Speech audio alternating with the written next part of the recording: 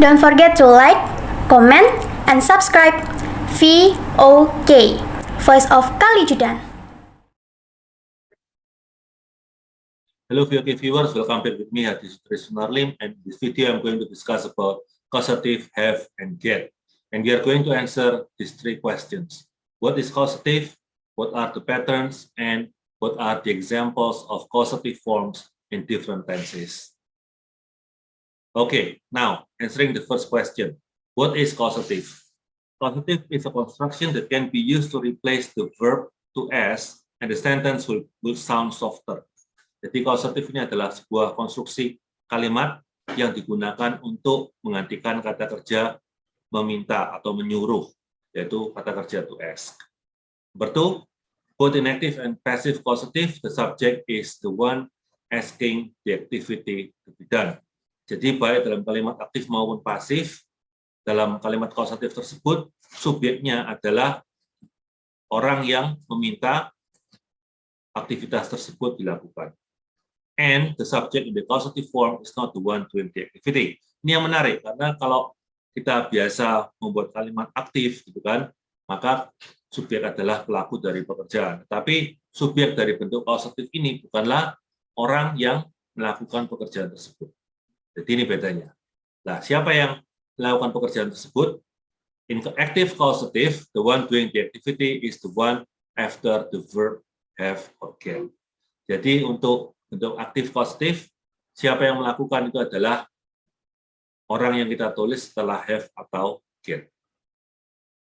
7. In passive causative, the subject is the one asking what is to be done or who is to be treated how, but the agent is not always written.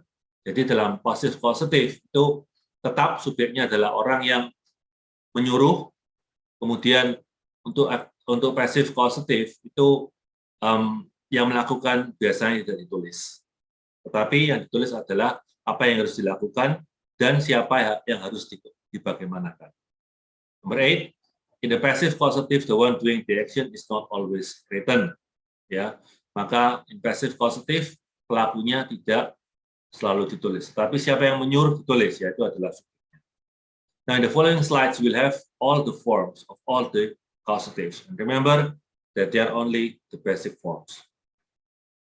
Okay, for active causative, you have subject, have, the one doing the activity, and then infinitive without to. For the second one, the same active causative, you have the verb get, and the construction is subject plus get plus the one doing the activity plus to infinitive. Now, apa bedanya? Coba kita lihat. Perbedaannya adalah kalau kita menggunakan kata kerja have, maka kata kerja yang kita gunakan di belakang itu adalah infinitive without to, jadi tanpa to. Namun, pada saat kita menggunakan get, maka kita menggunakan to infinitive. Now, what about for the passive causative? Subject plus have or get, and then the noun or object plus past participle. Nah, noun ini nggak harus selalu benda, tetapi juga bisa orang, gitu ya. Jadi nounnya nggak harus benda sesuatu, tetapi juga bisa seseorang. Nah, sekarang kenapa kok sama ya? Sama. Kenapa? Karena ini adalah bentuk passive. Jadi tidak ada perbedaan antara have dengan get, tetapi kalau untuk active causative memang dibedakan rumusnya. Dibedakan pola kalimatnya. Oke, kalau kita lihat di sini siapa yang melakukan itu tidak ditulis. Tapi kalau misalnya yang melakukan itu butuh ditulis, kita bisa menambahkan by, kemudian kita tuliskan agentnya. Oke, ini adalah contoh causative in the simple past tense. Ya, kita ada kalimat seperti ini. The manager asked the secretary to send the proposal yesterday. Ini adalah kalimat yang standar ya guys, untuk ya artinya adalah the manager tersebut menyuruh sekretaris untuk mengirim proposal kemarin. Tapi kita juga bisa menggunakan lebih halus lagi dengan have. Maka subjeknya tetap the manager, kita tulis the manager. Kata kerja as di sini kita akan ganti dengan kata kerja causative yaitu have. Tetapi di sini have-nya menjadi had. Coba kita lihat yang hijau. Kenapa kok menjadi had? Karena asalnya adalah past tense. Maka Kalau dia past tense, maka have dengan get-nya nanti itu juga harus di past tense-kan. Kalau present perfect, juga nanti harus di present perfect-kan. Kita akan lihat di contoh-contoh berikutnya. Kemudian, the secretary. Ya, siapa yang mengirimkan proposal adalah secretary. Maka the one doing the activity is the secretary. Maka kita akan tulis di situ. Kemudian kita tambahkan infinitive without to. Maka to send itu menjadi send saja. Ya, to send hilangkan to-nya menjadi send saja. Maka kalimat kita, the manager asked the secretary to send the proposal yesterday, ya sama saja dengan the manager had the secretary send the proposal yesterday. Nah, sekarang apa sih bedanya? Kalau arti relatif sama, cuman kalau kita menggunakan had itu lebih halus. Oke, selanjutnya. The manager asked the secretary to send the proposal today. Ini masih contoh kalimat yang sama, tetapi pada kesempatan yang ini kita menggunakan kata kerja causative-nya get, bukan have lagi. Maka kita lihat subjeknya adalah the manager, kita tetap tulis the manager. Kemudian asked. Asked ini adalah kata kerja kedua, maka get kita jadikan kata kerja kedua, yaitu got. Ya, get, got. Kita ambil yang kedua atau get, got. Kemudian kita lihat, kita butuh the one doing the activity. Nah, di sini adalah the secretary. Maka kita tulis the secretary. Kemudian to send menjadi to send.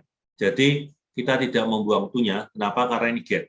Tetapi kalau untuk have memang to-nya dibuang. Ya, so the sentence ya is the manager got the secretary to send the proposal today. Ya, sama artinya dengan the manager asked the secretary to send the proposal today. Untuk kalimat-kalimat yang lebih formal, kita kebanyakan lebih menggunakan causative have daripada get. Ya. Oke, lanjutnya. Kita sekarang akan menggunakan passive causative. The manager asked the secretary to send the proposal today. Masih kalimat yang sama. Kemudian kita butuh menulis siapa yang menyuruh. Jadi subjeknya ini adalah siapa yang menyuruh, yaitu adalah the manager. Kemudian as itu kita lihat ini adalah bentuk past tense, maka kita harus mengubah have maupun get menjadi bentuk past, yaitu bisa had, bisa got. Ya, jadi nanti pilih salah satu aja ya. Kita tidak mengambil kedua-duanya. Tapi ini saya tulis jadi satu kalimat supaya lebih ringkas. Kemudian kita harus lihat ya, the secretary apakah perlu ditulis? Enggak. Ya, karena sekretaris ini adalah yang melakukan pekerjaan tersebut. Tapi kita cari dulu objeknya. Ya, objeknya itu adalah the proposal. Maka kita taruh di situ. Ya, the proposal. Kemudian setelah itu rumusnya adalah past participle. Kata kerja di sini adalah to send. Tapi karena kita menggunakan past participle, maka kita menggunakan send. To send, send, send. Maka ini adalah bentuk ketiga. Kalimat kita menjadi the manager had the proposal sent today, atau the manager got the proposal sent today. Jadi untuk passive causative memang siapa pelakunya tidak ditulis. Kenapa? Karena pelakunya mungkin dianggap tidak terlalu penting, dan ini berbeda dengan causative yang aktif, baik di have maupun get, di mana the secretary selalu ditulis. Oke, sekarang kita akan melihat bagaimana menggunakan rumus yang sama untuk bentuk tense present perfect. Ya, kita lihat bersama-sama. Supaya kita bisa membedakan dan juga membandingkan lebih baik, maka saya memakai kalimat yang sama. Ya, cuma saya ganti saja bentuk tensesnya. Oke, the manager has asked the secretary to send the proposal today. Oke, kita sekarang akan mulai dengan have, maka the manager itu adalah subjek kita tulis. Sekali lagi, manager ini adalah orang yang menyuruh ya, jadi bukan orang yang melakukan pekerjaan tersebut. Jadi orang yang menyuruh. Kemudian kata kerjanya adalah has asked. Oke, nah kita akan mengganti as itu dengan have. Tapi kita tahu bahwa as di sini adalah kata kerja ketiga, maka kita menggunakan has had. Dari mana asalnya has? Has ini adalah auxiliary verb untuk present perfect untuk noun yang singular, yaitu the manager has, bukan have. Ya. Kemudian have sendiri sebagai causative verb diubah menjadi bentuk verb ketiga yang menjadi had. Kenapa? Karena dalam present perfect itu rumusnya adalah has atau have tambahkan verb ketiga. Maka has had. Maka jangan bingung, has yang di depan adalah auxiliary, kemudian had ya di situ adalah kata kerja aslinya. Kemudian kita akan menulis siapa yang melakukan pekerjaan tersebut, yaitu the secretary. Kita tulis the secretary. Kemudian jangan lupa untuk bentuk causative have, kata kerjanya tidak usah diberikan to, maka langsung send, ya, send the proposal today. Kalimatnya menjadi the manager has had the secretary send the proposal today. Maka artinya sama, bahwa manajer telah menyuruh sekretaris tersebut untuk mengirim proposalnya hari ini.